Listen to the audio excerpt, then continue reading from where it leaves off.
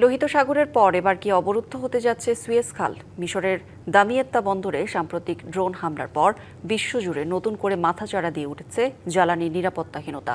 প্রশ্ন উঠেছে, হরমুজ প্রণালী, বাব আল মানদেব এবং সুয়েজ খাল তিনটি নৌপথে যদি একসঙ্গে ব্যাহত হয় তবে বিশ্ব অর্থনীতিতে কতটা ভয়াবহ প্রভাব পড়বে? পূর্ব ও পশ্চিমের বাণিজ্যকে সংযুক্ত করা বিশ্বের অন্যতম গুরুত্বপূর্ণ নৌপথ সুয়েজ খাল। প্রায় ১৯০ কিলোমিটার দীর্ঘ সরু খালটি এশিয়া ও ইউরোপের মধ্যবর্তী দূরত্ব কমায় প্রায় ৬,০০০ মাইল। তবে সাম্প্রতিক সামরিক উত্তেজনা ও মিশরের দামিয়াত্তা বন্দরে হামলার পর এই প্রধান বাণিজ্য পথটি বন্ধ হওয়ার ঝুঁকিতে। হুতিদের হামলায় সুয়েজ খালে জাহাজ চলাচল আগে থেকেই সীমিত ছিল।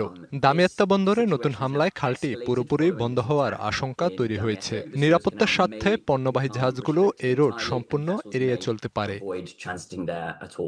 বাংলা কিউআর যেখানে, নগদ পেমেন্ট সেখানে। সারা দেশে ১০ লাখেরও বেশি মার্চেন্টে নগদে পেমেন্ট করুন খুব সহজে।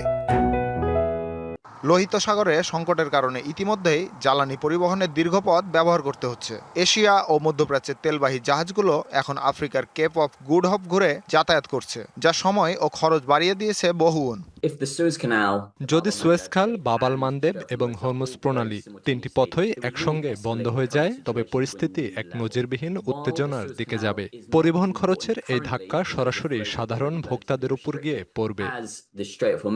সুয়েজ খাল কর্তৃপক্ষ নির্ধারিত ফি ও নিয়ন্ত্রণের মাধ্যমে পরিচালনা করায় এখানে গোপনে বা জিপিএস বন্ধ করে জাহাজ চালানো অসম্ভব। ফলে নিরাপত্তা ঝুঁকিতে সুয়েজ খাল বন্ধ হলে তা দ্রুত সমাধান করা সুয়েজ খাল কর্তৃপক্ষের জন্য হবে বড় চ্যালেঞ্জ।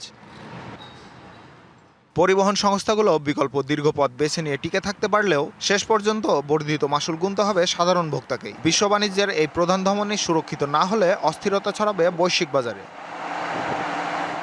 সামিউল ইসলাম, ডিবিসি নিউজ ডেস্ক।